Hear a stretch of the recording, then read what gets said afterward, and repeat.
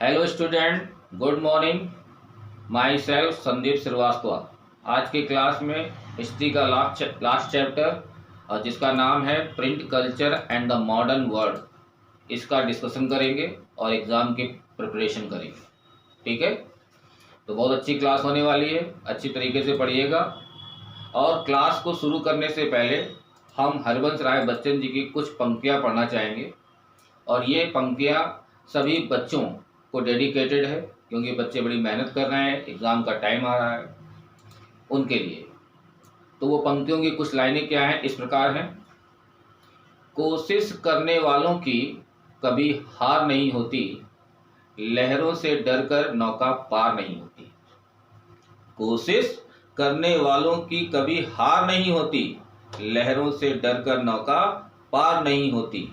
नन्ही चींटी दाना लेकर चलती, नन्ही चींटी दाना लेकर चलती, चढ़ती दीवारों पर 100 बार फिसलती। चढ़कर गिरना, गिरकर चढ़ना ना अखरता है, मन का विश्वास रगों में साहस भरता है। मन का विश्वास रगों में साहस भरता है, आखिर उसकी मेहनत बेकार नहीं होती। मेरे प्यारे बच्चों, कोशिश करने वालों की कभी हार नहीं। चलिए आज की क्लास शुरू करते हैं। पहला क्वेश्चन है, हु वाज मार्को पोलो। नाम तो जाना होगा आपने, who was Marco Polo. Who was Marco Polo, Marco Polo कौन है? जर्मन साइंटिस्ट हैं, इंग्लिश फिलोसफर हैं, कि स्पेनिश एक्सप्लोरर हैं, या इटालियन ट्रैवलर ऑब्लिक एक्सप्लोरर।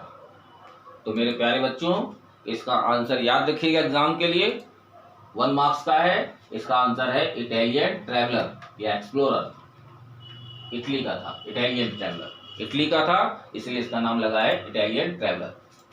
पहला क्वेश्चन क्लियर। दूसरा क्वेश्चन की ओर बढ़ते हैं। Who wrote about the injustices of the caste system in गुलामगिरी। इन गुलामगिरी किसने लिखा? अन्याय के खिलाफ, कास्ट सिस्टम के अन्याय के खिलाफ गुलामगिरी में।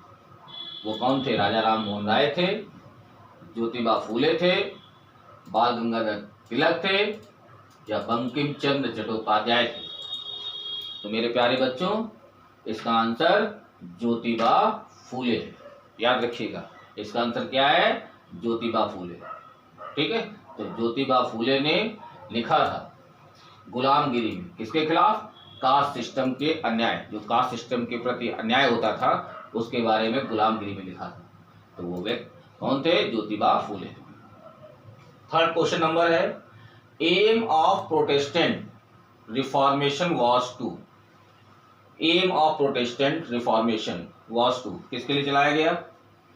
रिफॉर्म रिलीजन के लिए, या रिफॉर्म कैथोलिक चर्च, या रिफॉर्म ज्यूइश रिलीजन, या to protest against all reform.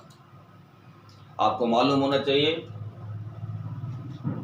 2 group थे, एक थे रोमन कैथोलिक और एक प्रोटेस्टेंट चर्च, मतलब ईसाइयों के 2 वैरायटी, 2 चर्च थी जर्मन में। एक रोमन के मानने वाले रोमन कैथोलिक चर्च बोलते हैं, और एक प्रोटेस्टेंट। और प्रोटेस्टेंट का बनाने का श्रेय जाता है मार्टिन लूथर को। जब मार्टिन लूथर ने देखा कि रोमन कैथोलिक चर्च में कुछ उनकी प्रैक्टिस या रिचुअल्स गलत हैं, खराब हैं, सही तरीके से काम नहीं कर रही हैं, तो उन्होंने उसकी क्रिटिसाइज़ किया। और क्रिटिसाइज़ किया, एक ग्रुप बनाया, काफ़ी उसकी पब्लिश किया, 5000 कापियाँ पब्लिश की, और एक ग्रुप बना जो कहलाता है Protestant.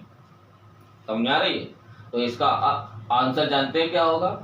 Reform the Catholic church. इसमें रिफॉर्म करना चाहते थे, रिफॉर्म कैथोलिक चर्च। तो इसका आंसर बी होगा। ठीक है, नेक्स्ट क्वेश्चन 4 नंबर है, बाय हुम वाज संवाद कौमुदी पब्लिश इन 1821। ठीक है, क्या वो ईश्वर चंद्र विद्यासागर थे, सी.आर. दास थे, राजा राम मोहन राय थे, या स्वामी विवेकानंद थे? तो किनके द्वारा हुई थी संवाद कौमुदी पब्लिश 1821 में? तो उसका आंसर है राजा राम मोहन राय। याद रखिएगा, राजा राम मोहन राय थे। ठीक है, उन्होंने संवाद कौमुदी को इन 1821 में पब्लिश किया। आगे चलते हैं क्वेश्चन नंबर 5 में। In ancient India which of the following material was use for writing manuscript. Writing manuscript. तो एंशियंट इंडिया में, प्राचीन इंडिया में इनमें से किस चीज का, किस मटेरियल का इस्तेमाल किया जाता था राइटिंग ऑफ मैन्युस्क्रिप्ट, लिखने के लिए?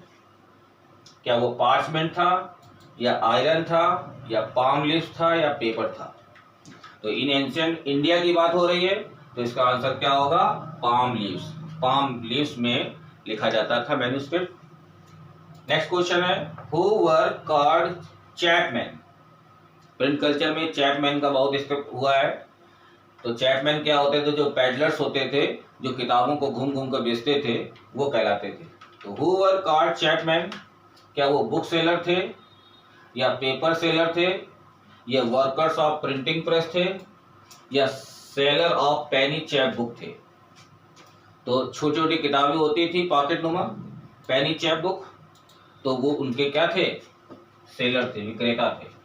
ठीक है, तो पेनी चैप बुक, छोटी छोटी किताबें पॉकेट नुमा हुआ करती थी, उनको जाके बेचा करते थे, इसलिए वो क्या थे? Seller of Penney chap books थे। क्लियर हो गया बेटा? क्वेश्चन नंबर 7 में चलते हैं। Which one of the following is the oldest Japanese book. Japan की सबसे ओल्डेस्ट जो बुक थी उसका नाम क्या है? सुत्ता पिटाका, डायमंड सूत्रा, या महावंशा, या दीपावंशा? तो आपको याद रखिएगा, सबसे ओल्डेस्ट जापानीज बुक थी डायमंड सूत्रा। यहाँ पर हम आपसे कहना चाहेंगे, चाइना की कौन सी थी ट्रेडिशनल बुक? जो एंशिएंट ट्रेडिशनल बुक थी चाइना की, वो कौन सी? एकॉर्डियन बुक थी। उसका नाम क्या था? Accordion book. तो इससे याद रखिएगा, चाइना का, जापान की बात आती है तो डायमंड सूत्रा बताइएगा। अगर चाइना की बात आती है तो किसका नाम बताएंगे आप? एकॉर्डियन बुक का। नेक्स्ट क्वेश्चन है, हु वर स्क्राइब्स। ये क्वेश्चन बहुत आता है एग्जाम में। क्या है क्वेश्चन? हु वर स्क्राइब्स क्या होते हैं? तो जान लीजिए आज क्या होता है scribes. Skilled person who used to write manuscript for the publisher were called scribes. पहले के समय जो थे, जो स्किल पर्सन थे, जिनको लिखने में महारत हासिल थी, वो यूज किया करते थे लिखना मैन्युस्क्रिप्ट। और किन के लिए लिखा करते थे? पब्लिशर्स के लिए। जो पब्लिशर्स के लिए लिखते थे वो स्किल पर्सन होते थे, और उन्हीं को एक संज्ञा दी गई है, क्या? स्क्राइब्स कहा गया है। तो किन के लिए लिखते थे? पब्लिशर्स के लिए। तो ये स्किल पर्सन थे, इन्हीं स्किल पर्सन को, जो पब्लिशर्स के लिए लिखते थे, उन्हीं को स्क्राइब्स कहा गया। याद रहेगा? चलिए क्वेश्चन नंबर 9 में चलते हैं। What were बैलाड्स। बैलाड्स क्या होते हैं? बैलाड्स जो होते हैं आर हिस्टोरिकल अकाउंट्स और folk tale in the form of verses which were sung और रिसाइटेड। बैलाड्स क्या है? गीत गाथाएं होती हैं, उनका एक भंडार होता है, बैलाड्स कहा जाता है। ये हिस्टोरिकल अकाउंट्स है जिसमें फोल्क टेल्स, गाथाओं के बारे में, और कैसे? In the form of verses, छंदों के रूप में गाया गया है, लिखा गया है। तो वो मिलकर जो बनाया गया है उसको क्या बोलते हैं? बैलाड्स बोलते हैं। ठीक है, तो बैलाड्स और हिस्टोरिकल अकाउंट्स होता है, या फोल्क टेल कह दीजिए, लोक कथाएं, लोक गाथाएं, in the form of verses, जो छंदों के रूप में गाई गई हैं, उनको वहां पर संग्रह किया गया है, उसको बैलाड्स कहते हैं। आगे है 10 number question. Who said printing is the ultimate gift of God and the greatest one. ये बात किसने कही? किसने कही कि printing is the ultimate gift of God and greatest one? यानी कि प्रिंटिंग प्रेस के बारे में बताया कि प्रिंटिंग जो है ईश्वर का वरदान है, और ये सबसे ग्रेटेस्ट है, इसको महान की संज्ञा, महानतम की संज्ञा दी गई। तो वो व्यक्ति कौन था? मार्टिन लूथर ने कहा है। ये बात मार्टिन लूथर ने कही है कि printing is the ultimate gift of God and the greatest one. इस चीज का याद रखिएगा। ठीक है, चलिए आगे चलते हैं। व्हाट वर एल्मेनेक क्या होते हैं? आपके हाई स्कूल में आता है ये एल्मेनेक।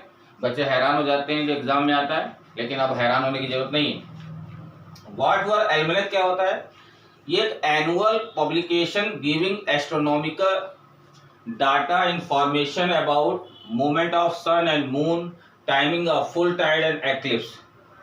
ये एक जो है वार्षिक पब्लिकेशन होता है, साल में एक बार निकलता है, जिसको आप कैलेंडर कह सकते हो, ठीक है ना, हम लोग कह सकते हैं कैलेंडर, वार्षिक कैलेंडर जो होता है, और उसमें एस्ट्रोनॉमिकल डाटा होता है कि कौन सी चीज़ें कब होंगी, इंफॉर्मेशन अबाउट मूवमेंट ऑफ सन, सन की मूवमेंट के बारे में, चंद्रमा की मूवमेंट के बारे में सब दिया होता है।